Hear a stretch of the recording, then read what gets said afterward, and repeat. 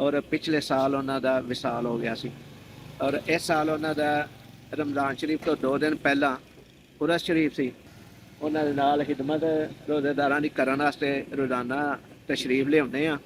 माशाअल्लाह माशाअल्लाह।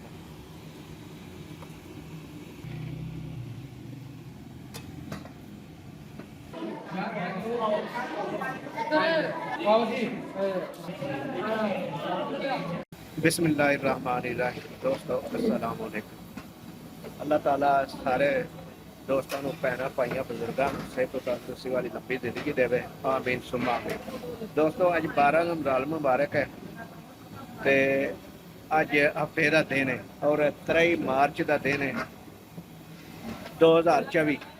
अज असी रोज़ेदारां दी अफ्तारी वास्ते जिहड़ा एहतमाम कर रहे हैं वो ने अज सर्दियां दे चावल आलू मटर ते गाजरां हैदर ये देग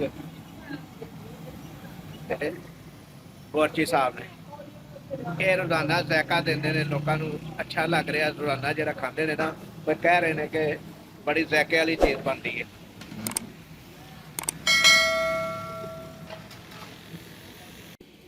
अल्लाह ताला उन्हां लोकां नूं जज़ा दे ਜਿਹੜੇ रमज़ान शरीफ ਦੇ ਵਿੱਚ इस कार्य हैर ਦੇ ਵਿੱਚ ਹਿੱਸਾ ਲੈਂਦੇ ਨੇ और खिदमत का जज्बा रखते हैं। जिस तरह असीं भी रोज़ाना कोशिश कर रहे हैं कि रोज़ेदारां की खिदमत करिए ताकि साडे च जिहड़ियां कोई कमियां कुताहियां हो गई ने या रह गई ने अल्लाह ताला वो साड़ियां कमियां कुताहियां दूर करे, आमीन सुमा आमीन। और रोज़ेदारां की खिदमत ज़्यादा तो ज़्यादा हिस्सा लईए। अफ्तारी का जोड़ा एहतमाम है जोड़ा कराने रोज़ाना देख की शक्ल है देखो हो रही है और इस एहतमाम के असी दिलों हो के हिस्सा लईए ताकि अल्लाह ताला सानू जोड़ा एक नकी के बदले 70 नेकियां का अजर देना वो सानू मिलता रहे। और दावत देने दूसरे दोस्तों भी जोड़े वीडियो देखते हैं कि वह भी इन्हां कामां दे विच बढ़ चढ़ के हिस्सा लैन। ए भाई ने साढ़े कोल बड़ी देर ते बैठे ने ते पैर नूं घुटदे हैं, इन्हां नूं पुछया ते आंदे ने पैर तो गड्डी लंघ गई सी ते जिहदी वजह तो पैर दर्द करदा है ते पिंड इन्हां दस्सिया कि वायां वाली देआं क्यों जी ते पट्टियां करांदे रहे हैं लेकिन अजे तक आराम नहीं आया।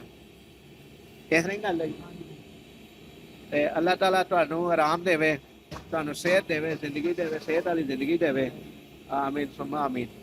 ते जे कोई गड्डी ना मिली तो रोला खोलिया जे इत्थे रोले खलाने मस्जिद जामिया मस्जिद फैजल लसानी जामिया मुजद्दिया लसानिया रिजविया ताउल उलूम पीरपुर रोड गखड़ ये रोजाना अफ्तारी का एहतमाम किया जाता है और रोजेदारां दी अफ्तारी कराने खुश होके।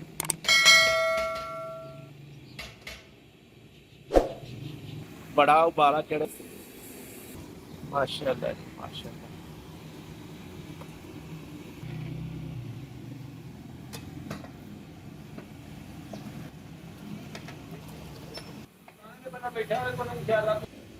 दोस्तों ये मस्जिद और मदरसा मुफ्ती साहब ने मुफ्ती अबू ज़िया गुलाम नबी जमाती साहब ने तमीर कराया सी और पिछले साल उन्होंने विसाल हो गया सी और इस साल उन्होंने रमज़ान शरीफ तो 2 दिन पहला उरस शरीफ सी और इस वक्त जोड़े मुहतमिम ने उन्होंने जानशीन हाफिज अहमद रज़ा मुस्तफ़ाई साहब ने और उन्होंने ये तीसरा साल है कि हर साल रोज़ाना जोड़े ना लोगों की अफ्तारी करवाते हैं, रोज़ेदारां की अफ्तारी करवाते हैं और असी उन्होंने नाल खिदमतगार हाँ।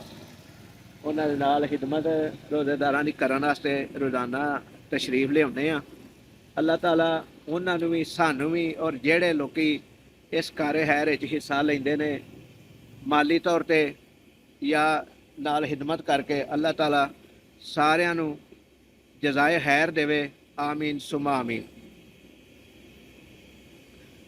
तो दोस्तों अज लई इन्ना ही क्योंकि अज थोड़े लेट हो गए सा रोज़ाना की तरफ मैं रोज़ाना ही लेट हो जाना वा लेकिन अज जड़ा ना समान के मामलों भी जड़ा ना असीं थोड़ा लेट सा जिहदी वजह तो असर हो चुकी है और तकरीबन अद्धा घंटा रह गया रोज़ा अफ्तार होने ਤੇ ਜਿਹਦੀ ਵਜ੍ਹਾ ਤੋਂ ਮੈਂ ਅੱਜ ਦਾ ਤਫਸੀਲੀ ਵਲੌਗ ਨਹੀਂ ਬਣਾ ਸਕਿਆ, ਉਹਦੀ ਮਾਜ਼ਰਤ।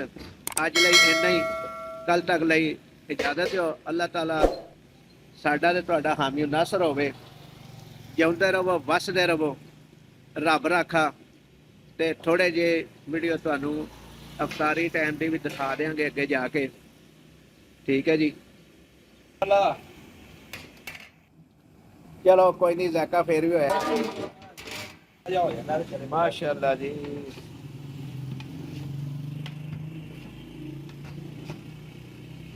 ਸਮਾਨ ਹੈ ਹੀ ਬੜਾ ਜਿਹਾ ਵਿੱਚ, ਤੇ ਬਰਕਤ ਦਾ ਪਤੀਲਾ। ਹਾਂ, ਇਹ ਦੋ ਟੈਕਾਂ ਹੀ ਨੇ ਹਿਸਾਬ ਨਾਲ 12-12 ਕਿਲੋ ਵਾਲੀਆਂ, 24-25 ਕਿਲੋ ਦਾ ਸਮਾਨ ਹੈ ਵਿੱਚ।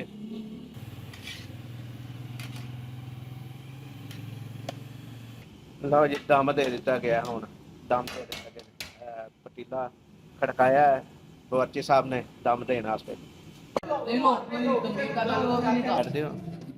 ਇਹ ਦੇਖੋ ਜੀ, ਸ਼ਮਾ ਸਾਹਿਬ ਜਿਹੜੇ ਨਾ ਚਾਵਲ ਪਾ ਕੇ ਦੇ ਰਹੇ ਨੇ ਪਲੇਟਾਂ 'ਚ, ਹੈ ਜੀ। ਰੋਜ਼ਾ ਦੀ ਅਫਤਾਰੀ ਵਾਸਤੇ ਪਲੇਟਾਂ ਭਰ ਰਹੇ ਨੇ, ਕਿਉਂਕਿ ਟਾਈਮ ਰਹਿ ਗਿਆ ਥੋੜਾ ਬਿਲਕੁਲ।